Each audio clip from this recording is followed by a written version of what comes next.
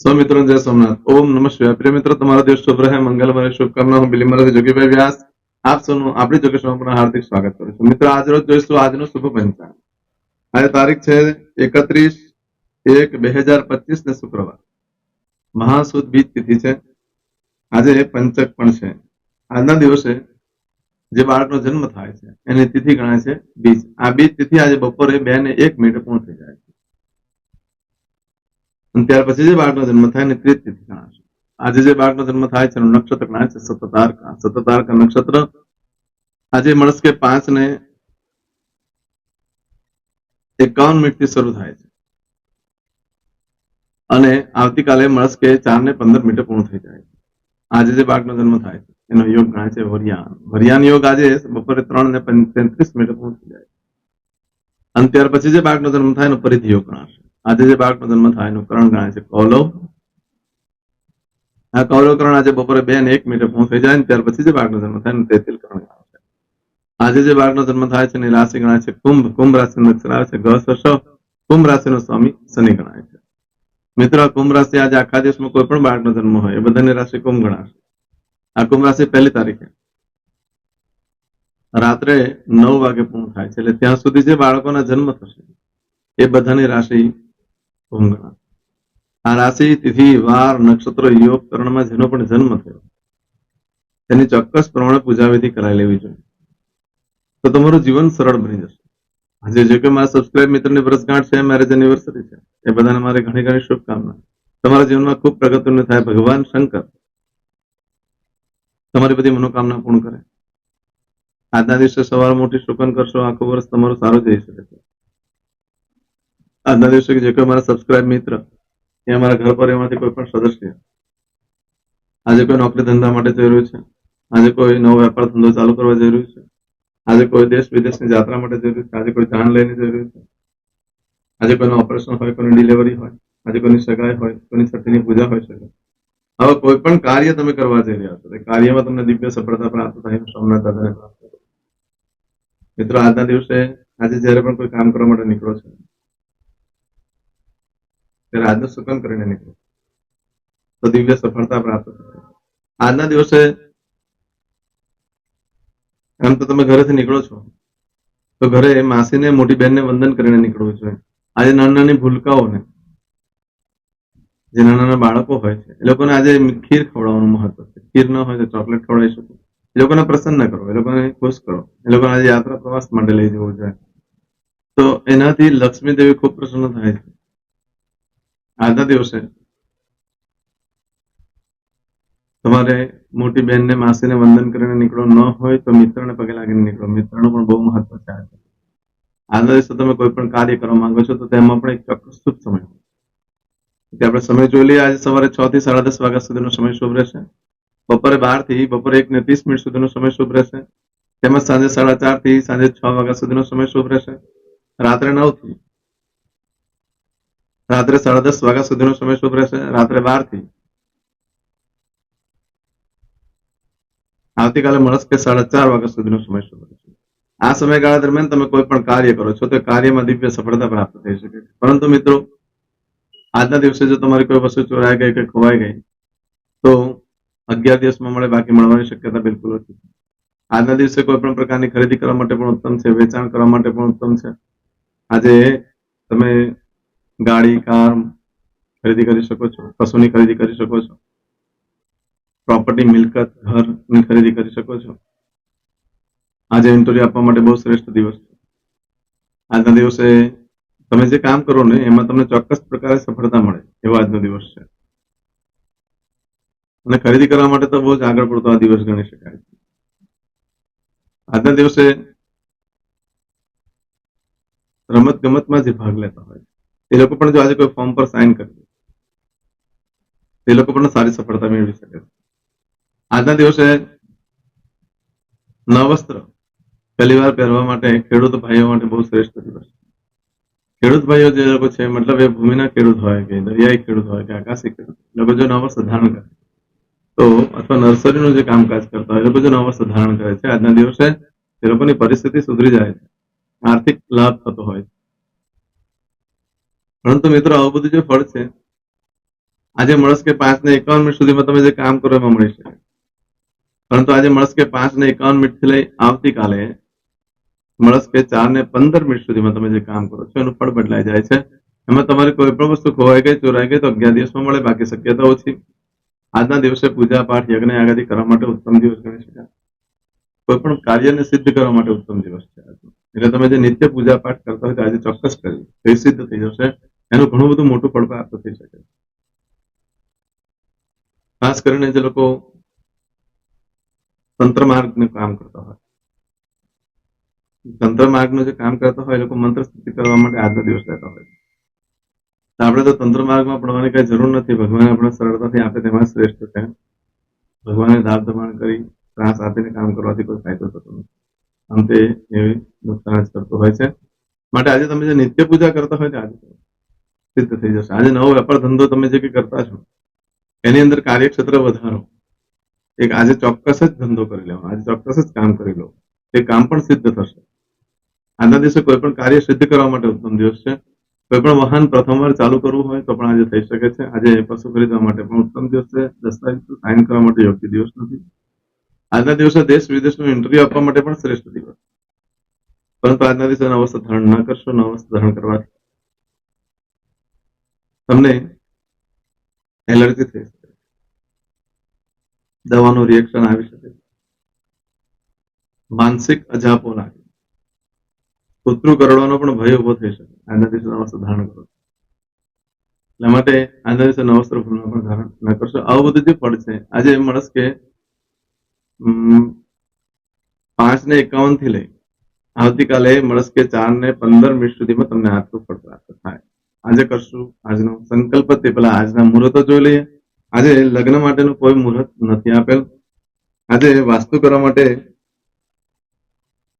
બપોરે 3:33 સુધી સારું રહેશે. આજના દિવસે ખાત મુહૂર્ત કરવા માટે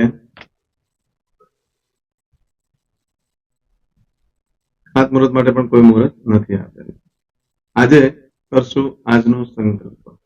ચમચીમાં પાણી લઈ લો. અદ્યતન માસન માસોત્તમ પરમ પવિત્ર પોષ માસે શુભે માસન માસોત્તમ પરમ પવિત્ર મહામાસે શુભે શુક્લ પક્ષ દ્વિતીયાયામ ભૃગુવા સર્વિત્તાયામ. હવે દરેક જણા પોતાનું સાચું નામ બોલી દો. તમારું ગોત્ર ખબર હોય તો ગોત્ર બોલી દેવાનું. પછી બોલવાનું છે અહમ મમ આત્મન શ્રુતિ સ્મૃતિ પુરાણોક્ત પુણ્ય ફલ પ્રાપ્તિ અર્થમ અપ્રાપ્ત લક્ષ્મી પ્રાપ્તિ અર્થમ પ્રાપ્ત લક્ષ્મી ચિરકાલ સૌ રક્ષણાત્મક લોકેવા સભાયામ રાજદ્વારે વ્યાપારે વિદ્યા અભ્યાસે દેશે વિદેશે સર્વત્ર યશ કીર્તિ વિજય લાભાદિ પ્રાપ્તિ અર્થમ મમ અખિલ કુટુંબસ્ય આયુ આરોગ્ય ऐश्वर्यादि प्राप्ति अर्थम मम जन्म समय तथा च विप्र वृंदानां जन्म समय जन्म कुंडली मध्ये स्थित ग्रहः गोचर ग्रहः महादशा अंतर्दशा प्रत्यंतर्दशा तथा च योग युति दृष्टि मध्ये शुभ फल प्राप्ति अर्थम भय रोग शत्रु बाधा दोष मारण तारण मंत्र तंत्र अरिष्ट दोष पीड़ा निवृत्ति अर्थम भूत प्रेत पिशाचादि द्वारा रचित अरिष्ट दोष निवृत्ति अर्थम मम सकल मनवांछित फल. તમારા મનમાં જે કઈ ઈચ્છા હોય તે બોલી જવાનું.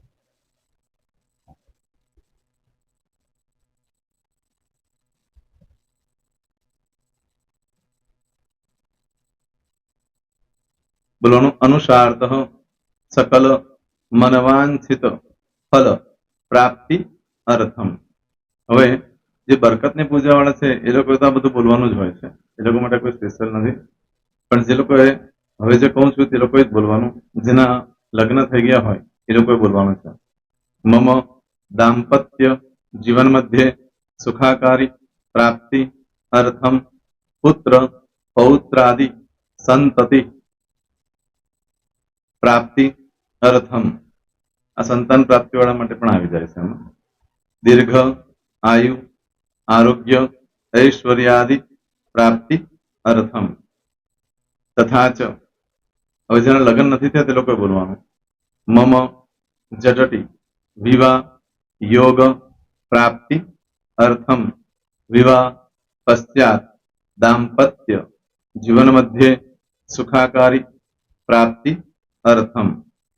હવે જે લોકોને સંતાન પ્રાપ્તિ નથી, જે લોકોને સંતાન પ્રાપ્તિ છે કરવી છે એ લોકોએ બોલવાનું. મમ દાંપત્ય જીવન મધ્યે સુખાકારી પ્રાપ્તિ અર્થમ તથા ચ દીર્ઘ આયુ આરોગ્ય ઐશ્વર્યાદિ સમન્વિત સંતતિ સુખ પ્રાપ્તિ અર્થમ. હવે જે અભ્યાસ કરી રહ્યા છો છોકરા વિદ્યાર્થીઓ છે તે લોકોએ બોલવાનું છે. મમ વિદ્યા અભ્યાસ મધ્યે ઉત્તરો ઉત્તર પ્રગતિ ઉન્નતિ સાનુકૂલતા પૂર્વક દિવ્ય સફળતા પ્રાપ્તિ અર્થમ. હવે જે લોકો વિદેશમાં જવા માંગતા હોય કે શીપમાં જવા માંગતા હોય, મતલબ ભારત દેશની બહાર જઈને ધંધો વેપાર કરવા માંગતા હોય એ લોકોએ, અથવા વિદેશ જવા માંગતા હોય કાયમ માટે, એ લોકોએ બોલવાનું છે. મમ જટટી વિદેશ ગમન યોગ પ્રાપ્તિ અર્થમ વિદેશ ગમન કાર્ય મધ્યે સાનુકૂલતા પૂર્વક દિવ્ય સફળતા પ્રાપ્તિ અર્થમ. હવે આરોગ્ય વાળા બોલવાનું છે, જેને આરોગ્યની પૂજા આપેલી હોય એ લોકોએ. એમ તો દરેક જણા જ બોલવાનું. બોલો મમ આયુ આરોગ્ય ઐશ્વર્યાદિ પ્રાપ્તિ અર્થમ.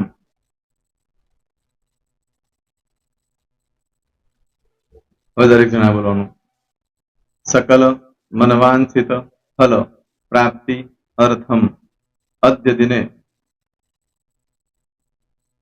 પ્રધાન દેવતાનામ નિત્ય દિન અનુસાર્થ પૂજન અર્ચન કર્મણિ અહમ કરીશ્યે. પાણીવાળી થાળીમાં પાણી મૂકી દેવાનું છે.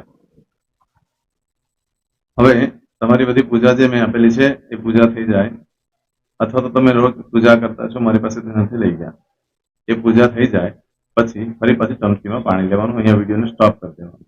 પૂજા પતે એટલે પાછું આગળનું કરવાનું છે. અહીંયા વિડીયો સ્ટોપ કરી દેવાનું અને પૂજા પતે એટલે બોલવાનું છે. વિષ્ણવે વિષ્ણવે વિષ્ણવે નમો નમઃ વિષ્ણુ સ્મરણા સર્વમ પરિપૂર્ણ અસ્તુ. એતાની ગંધ પુષ્પ ધૂપ દીપ નૈવેદ્ય તાંબૂલ પ્રદક્ષિણા સહિત પ્રણુ મમ સકલ મનવાંછિત ફલ પ્રાપ્તિ અર્થમ પૂજન અર્ચન પ્રિયતાન નમમ. પાણી મૂકી દેવાનું, પાછું પાણી લેવાનું.